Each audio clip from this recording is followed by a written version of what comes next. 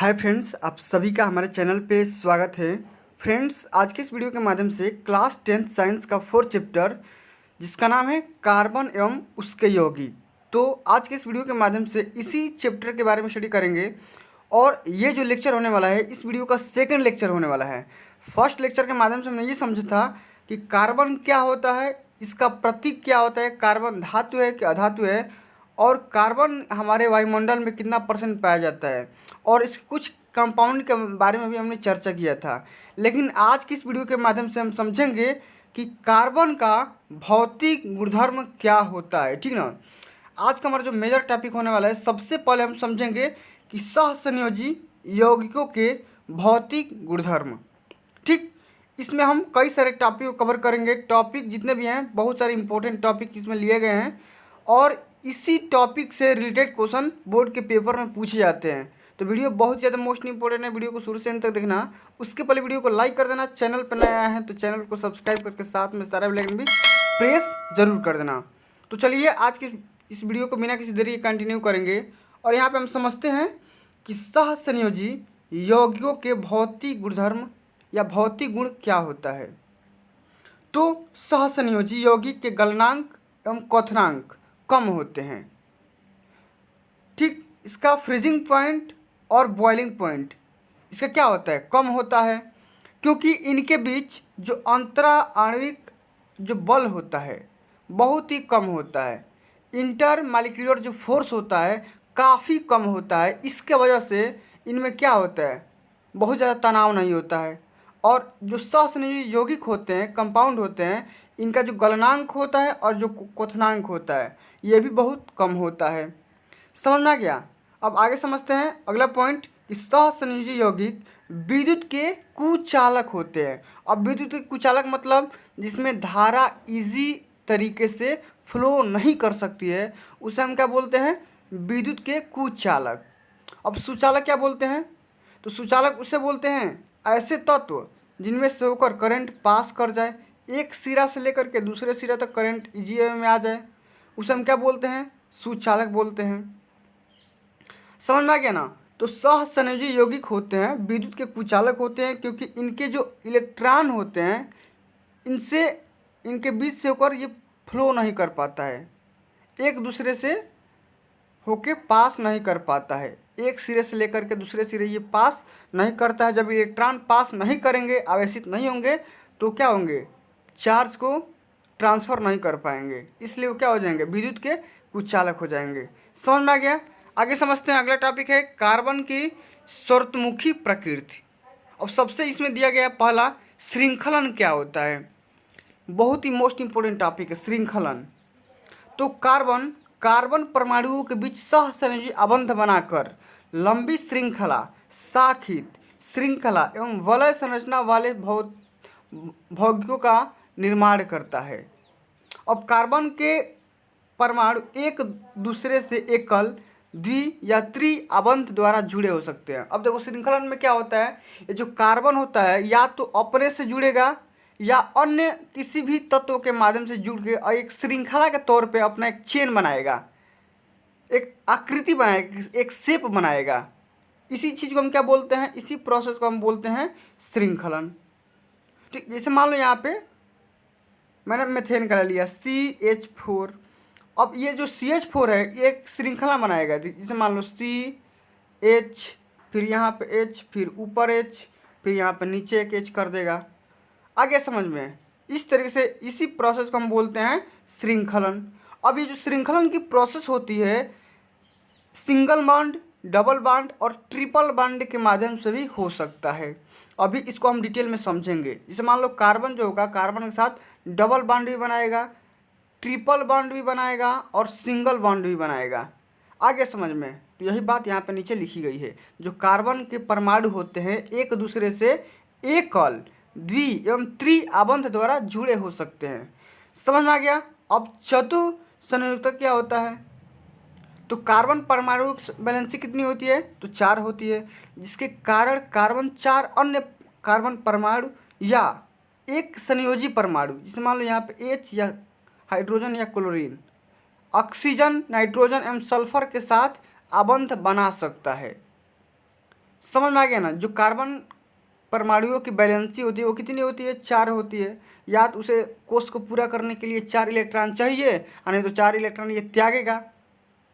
समझ में आ गया ना। जिसकी वजह से क्या होगा, कार्बन अन्य 4 कार्बन परमाणु, जिसे एक संयोजी परमाणु क्या करेगा, जैसे हाइड्रोजन या क्लोरीन को क्या करेगा, अपने अपने के थ्रू क्या करेगा, ये अबंध बनाएगा इसी के through. Oxygen, nitrogen, hydrogen, chlorine, sulphur के साथ ये अपना अपना बॉन्ड बनाएगा। समझ में आ गया ना। अब श्रृंखलन और ये चतुसंयोजकता को हम समझेंगे आगे, ठीक ना, ग्राफ के माध्यम से, फिगर के माध्यम से, एग्जाम्पल के माध्यम से। अब संतृप्त एवं असंतृप्त कार्बनिक यौगिक क्या होते हैं भाई, इसको समझ लेते हैं। बहुत ही मोस्ट इंपोर्टेंट ये टॉपिक है, संतृप्त एवं असंतृप्त कार्बनिक यौगिक। बहुत ही इजी टॉपिक है, ठीक ना। अब कार्बन एवं हाइड्रोजन के यौगिकों को हाइड्रोजन कहते हैं। क्या बोलते हैं, कार्बन एवं हाइड्रोजन के यौगिकों को क्या बोलते हैं, हाइड्रोजन। हाइड्रोकार्बन क्या बोलते हैं, हाइड्रोकार्बन। यहाँ पे हाइड्रोकार्बन होगा। कार्बन एवं हाइड्रोजन के यौगिकों को हम क्या बोलते हैं भाई, हाइड्रोकार्बन बोलते हैं। अब ये हाइड्रोकार्बन मेनली 2 टाइप्स के होते हैं। कौन कौन सा, सबसे पहले संतृप्त हाइड्रोकार्बन, और अगला होगा हमारा असंतृप्त हाइड्रोकार्बन।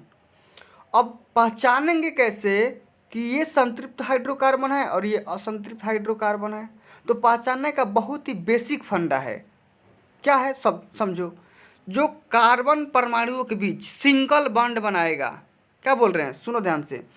कार्बन परमाणुओं के बीच सिंगल बॉन्ड बनाएगा, तो ऐसे हाइड्रोकार्बन को हम भैया बोलेंगे संतृप्त हाइड्रोकार्बन। जिसे यहाँ पे देखो, कार्बन जो है कार्बन परमाणुओं के साथ एक सिंगल बॉन्ड बनाया है, तो इस तरह के हम कार्बन परमाणु को क्या बोलेंगे, संतृप्त हाइड्रोकार्बन।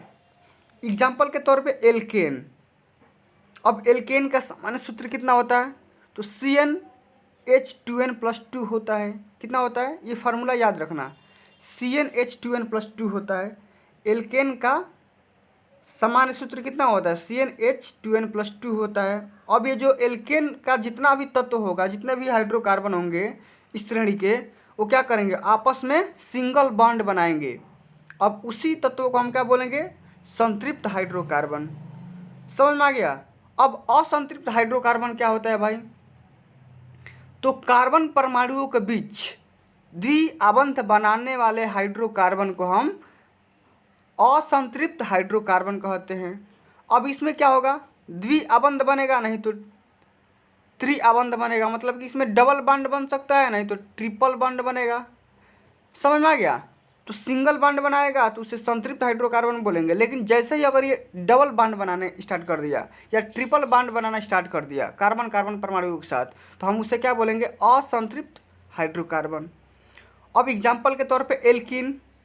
अब एल्कीन क्या करेगा, ये डबल बॉन्ड बनाएगा। लेकिन एल्काइन क्या करेगा, ये ट्रिपल बॉन्ड बनाएगा। कितना बॉन्ड, ट्रिपल बॉन्ड। अब एल्कीन का फार्मूला क्या होता है, तो इसमें देखो 2 इसमें घटा दो, बहुत ही बेसिक फार्मूला है। इसमें क्या था, एल्केन में CnH2n+2 था ना, इसमें 2 माइनस करो तो CnH2n हो जाएगा, CnH2n। अब इसमें से जब 2 माइनस करोगे तो एल्काइन हो जाएगा, CnH2n-2। ठीक, तो फार्मूला बहुत ही आसान है, याद कर लेना, ठीक ना। अब ये जो द्विआबंध वाला होगा एल्कीन होगा, त्रिआबंध वाला होगा एल्काइन होगा। द्विआबंध का फार्मूला क्या होता है, एल्कीन का CnH2n और इसका CnH2n-2। ठीक, अब आगे समझते हैं इलेक्ट्रॉन बिंदु संरचना, और किसके लिए, एथेन के लिए, यानी कि संतृप्त हाइड्रोकार्बन के लिए। ठीक, इलेक्ट्रॉन बिंदु संरचना किसके लिए है, तो संतृप्त हाइड्रोकार्बन के लिए। अब इसी का हम एक अलग से टॉपिक भी समझेंगे, इलेक्ट्रॉन बिंदु संरचना किसके लिए, असंतृप्त हाइड्रोकार्बन के लिए। तो हमारा अगला टॉपिक होने वाला है, ठीक ना। लेकिन आज अभी इस टॉपिक के बारे में, किसके टॉपिक के बारे में चर्चा करेंगे, इलेक्ट्रॉन बिंदु संरचना, वो भी संतृप्त हाइड्रोकार्बन के लिए। जैसे मान लो यहाँ पे एथेन ले लिया। अब एथेन CnH2n+2 करोगे तो C2H6 आएगा। अब संतृप्त हाइड्रोकार्बन के नाम, आणविक सूत्र व संरचना सूत्र यहाँ पे नीचे दिया गया है। अब इसी को C2, कितना C2 है, C की संख्या 2 है। ठीक, अब ये देखो C की संख्या 2 है। अब यहाँ H की संख्या कितनी है, 6 है। तो 1 2 3 4 5 6। अब ये आपस में देख लो सिंगल बॉन्ड यहाँ पे बना रहा है, क्योंकि ये एक एक इलेक्ट्रॉन की साझा कर रहा है। तो जब भी कार्बन कार्बन के परमाणु के साथ एक एक इलेक्ट्रॉन का साझा करेगा तो सिंगल बॉन्ड बनाएगा। अब जैसा ये दो दो परमाणुओं के साथ, दो दो एटम के साथ ये अगर मतलब साझा करेगा तो वहाँ पे डबल बॉन्ड बन जाएगा। तीन तीन परमाणुओं के साथ अपना साझा करेगा तो ट्रिपल बॉन्ड बनेगा। तो ट्रिपल बॉन्ड असंतृप्त या डबल बॉन्ड असंतृप्त हाइड्रोकार्बन बनाते हैं। समझ में आ गया ना। आगे समझते हैं हाइड्रोकार्बन के नाम, आणविक सूत्र और उनका यहाँ पे संरचना सूत्र दिया गया है। जैसे मान लो यहाँ पे मैंने बताया एथेन के बारे में, C2H6 के बारे में, इसी तरीके से अन्य 2-3 के बारे में चर्चा कर लेते हैं। तो मीथेन का आणविक सूत्र क्या होता है भाई? CH4। अब यहाँ पे देखो मैंने सबसे पहले बताया था CH4 जो है ये क्या करेगा, अपने हाइड्रोजन परमाणु के साथ सिंगल बॉन्ड बनाएगा और ये संतृप्त हाइड्रोकार्बन की श्रेणी में आ जाएगा। देखो यहाँ पे सिंगल बॉन्ड बनाया है सभी के साथ। सिंगल बॉन्ड बनाने का मतलब एक एक परमाणु क्या करेगा, साझा करेगा। अब इसके पास कार्बन के पास कितने परमाणु है? तो 4 परमाणु। अब 4 परमाणु ये हाइड्रोजन के साथ देगा और लेकर के अपना कोष पूरा कर लेगा, नहीं तो उन सब का कोष पूरा कर देगा।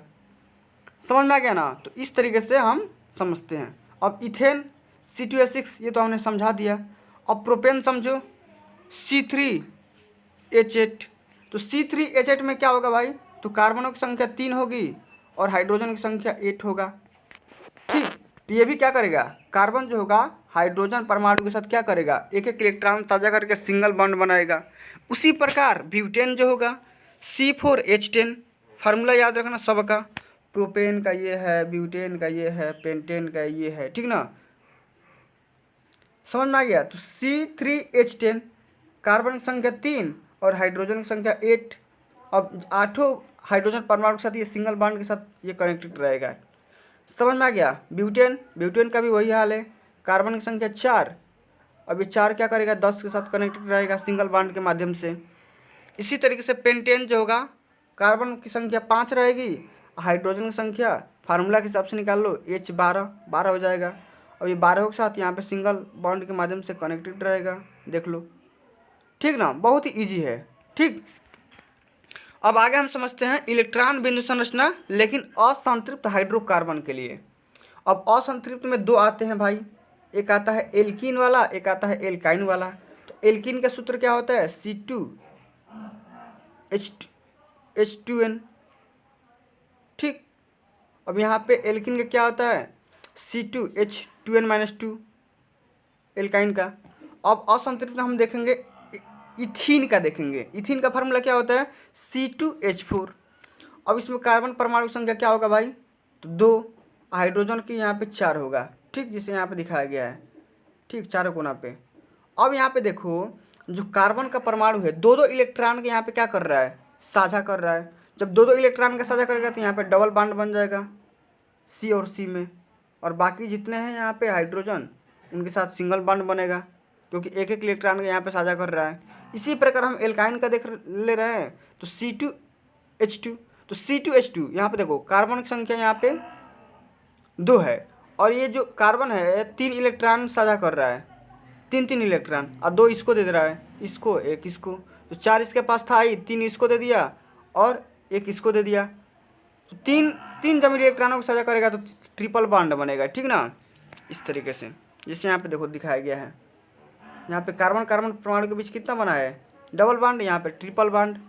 अब इसी तरीके से इसका भी एग्जांपल देख लेते हैं। हाइड्रोकार्बन के नाम, आणविक सूत्र और संरचना सूत्र यहाँ पे दिया गया है।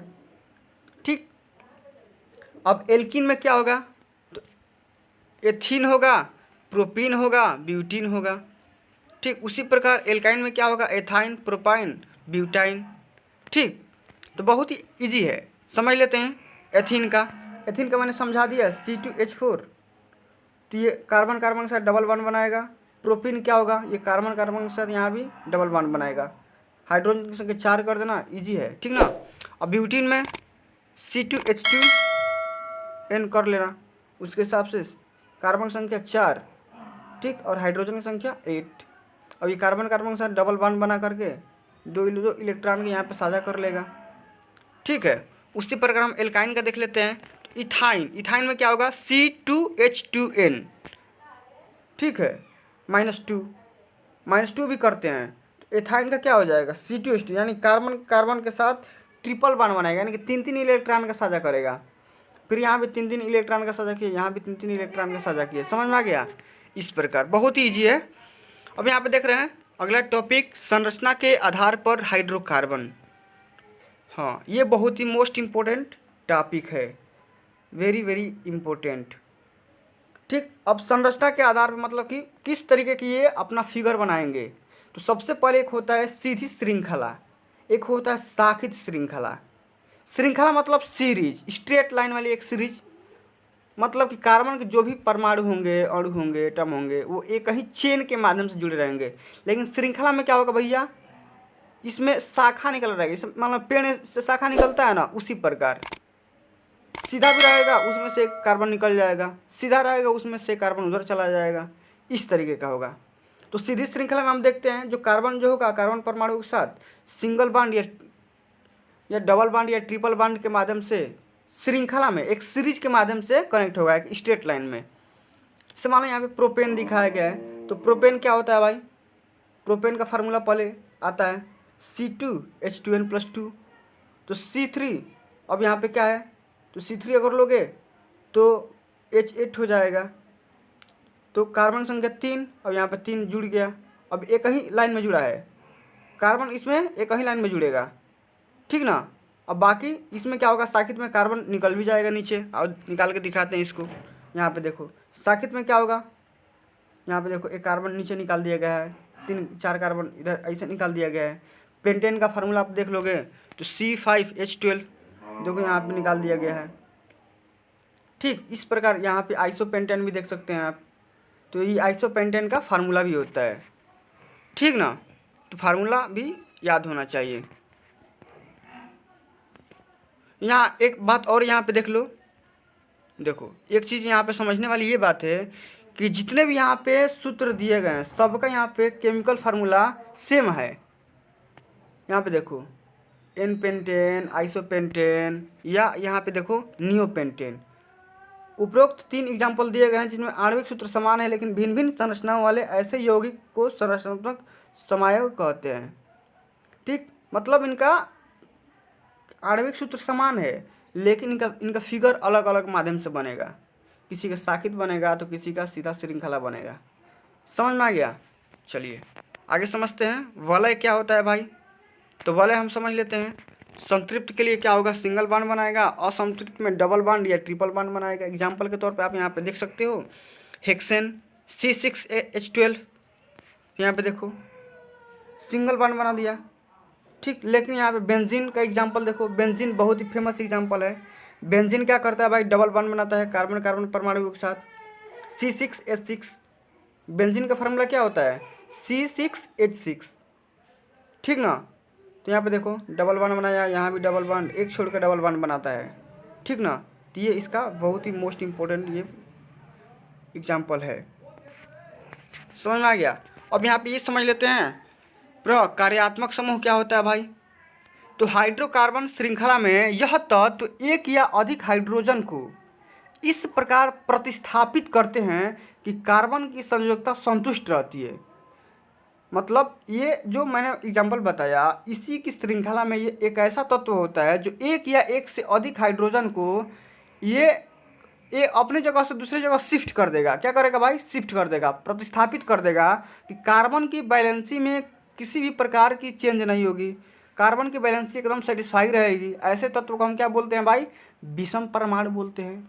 क्या बोलते हैं, विषम परमाणु बोलते हैं। अब यह जो विषम परमाणु होता है, यह विभिन्न परमाणुओं का समूह होता है जो कार्बन यौगिकों को अभिक्रियाशील तथा विशिष्ट गुण प्रदान करते हैं, और उसे ही हम क्या बोलते हैं भाई, या तो प्रकार्यात्मक समूह बोलते हैं। ये विषम परमाणु क्या करते हैं, यौगिक को अभिक्रियाशील बना देते हैं और उसको एक विशिष्ट गुण दे देते हैं, और उसी समूह को हम बोलते हैं प्रकार्यात्मक समूह। समझ में आ गया? अब इसको समझ लेते हैं कि विषम परमाणु हो गया ये, जैसे मान लो कि क्लोरीन या बेंजीन या ऑक्सीजन, ठीक। अब यहाँ पे देखो इसका समूह क्या हो जाएगा, हैलो, मतलब कि क्लोरो ब्रोमो। अब इसमें आ जाएगा एल्कोहल, एल्डिहाइड, कीटोन, ठीक ना, कार्बोक्सिलिक एसिड, एल्किन समूह, एल्काइन समूह। तो बहुत ही मेजर टॉपिक है, बहुत ही मोस्ट इम्पोर्टेंट टॉपिक, इसको ध्यान से समझना। अब इसका समूह का सूत्र क्या हो जाएगा भाई, तो क्लोरो, क्लोरो मतलब सिंगल बांड क्लोरो, ब्रोमो लिखना है तो सिंगल बांड ब्रोमो, ठीक। आयोडीन का यहाँ भी दिया है तो सिंगल बांड आई लिख देना। अब एल्कोहल का क्या हो जाएगा, सिंगल बांड OH। अब एल्डिहाइड, एल्डिहाइड का यहाँ पे दिखाया गया है, कार्बन जो होगा हाइड्रोजन के साथ सिंगल बांड लेकिन ऑक्सीजन के साथ डबल बांड से कनेक्टेड होगा। अब कीटोन का यहाँ पे फार्मूला दिया गया है, ठीक।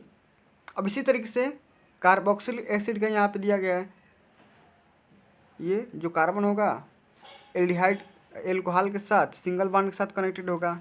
अब एल्किन समूह का यहाँ पे फार्मूला दिया गया है, एल्काइन समूह का यहाँ पे फार्मूला दिया गया है। एल्काइन समूह जो होगा वो ट्रिपल बांड और एल्किन समूह के तत्व जो होंगे डबल बांड से कनेक्टेड होंगे। समझ में आ गया, ये होता है। अब आगे समझते हैं समजातीय श्रेणी क्या होते हैं भैया। समजातीय मतलब एक ही जाति के, देखने में एक ही जाति के लगे, मतलब कि यौगिकों की वह श्रृंखला जिसमें कार्बन श्रृंखला में स्थित हाइड्रोजन एक ही प्रकार के प्रकार्यात्मक समूह द्वारा प्रतिस्थापित हो जाते हैं, उसे हम क्या बोलेंगे, समजातीय श्रेणी बोलेंगे। क्या बोलेंगे भैया, समजातीय श्रेणी बोलेंगे। यौगिकों की वह श्रृंखला जिसमें कार्बन श्रृंखला में स्थित हाइड्रोजन एक ही प्रकार के प्रकार्यात्मक समूह द्वारा प्रतिस्थापित हो जाते हैं। एग्जाम्पल के तौर पे यहाँ पे एल्कोहल ले लो, ये सारे एग्जाम्पल यहाँ पे दिए गए हैं, ठीक। अब इसका सामान्य सूत्र क्या होता है, तो समजातीय श्रेणी के उत्तरोत्तर सदस्यों में CH2 का अंतर एवं 14 माइक्रोन द्रव्यमान इकाई का अंतर होता है और समान रासायनिक गुणधर्म तथा अणु द्रव्यमान बढ़ने से भौतिक गुणधर्मों में क्या हो जाता है, विभिन्नता आ जाती है। आगे समझ में। अब आज के सेशन का सबसे अंतिम टॉपिक को समझ लेते हैं कि कार्बन यौगिकों की नाम पद्धति क्या होती है। कार्बन यौगिकों की नाम पद्धति सिस्टम को समझ लेते हैं। यौगिकों में कार्बन परमाणु संख्या ज्ञात करो या प्रकार्यात्मक समूह को पूर्वलग्न या अनुलग्न के साथ दर्शाओ। इसमें बताना होता है कि पूर्वलग्न है कि अनुलग्न है। तो प्रकार्यात्मक समूह में हाइड्रोजन आ जाएगा, हाइड्रोजन श्रेणी के जितने भी तत्व हैं वो सब आ जाएंगे, ठीक ना। इसे यहाँ पे क्लोरोप्रोपेन दिया है एग्जाम्पल के तौर पे इसका, तो इसका पूर्वलग्न क्या होगा, तो क्लोरो ब्रोमो आयोडो हो जाएगा। क्या होगा, क्लोरो ब्रोमो आयोडो। और इसका यहाँ पे एग्जाम्पल दिया गया क्लोरोप्रोपेन, ठीक।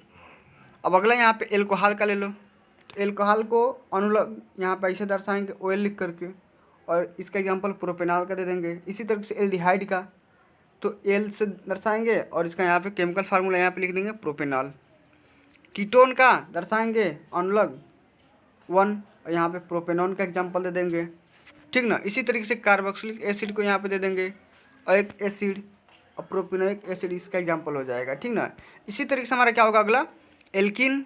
अब एल्किन का फार्मूला यहाँ पे लिखेंगे और नीचे यहाँ पे क्या कर देंगे भाई, अनुलग्न N और यहाँ पे प्रोपीन का एग्जाम्पल दे देंगे। एल्काइन का यहाँ पे लिखेंगे, इसका भी दर्शाएंगे और यहाँ पे प्रोपाइन का एग्जाम्पल दे देंगे। तो समझ में आ गया इतनी चीज़ें, ये मतलब ठीक है। तो फ्रेंड्स आज के लिए बस इतना ही। अब हम अगला जो हमारा लेक्चर आएगा वो आएगा कार्बन यौगिकों के रासायनिक गुणधर्म।